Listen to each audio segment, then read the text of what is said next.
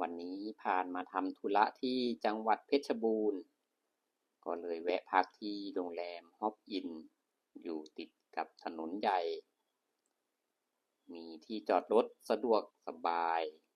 เช็คอินได้รวดเร็วพนักงานต้อนรับอัธยาศัยดีใครที่เดินทางบ่อยแนะนำให้สมัครเป็นสมาชิกเพื่อรับส่วนลดห้องพักในราคาพิเศษลองเข้าไปศึกษารายละเอียดในเว็บไซต์ของโรงแรมหรือผ่าน LINE Official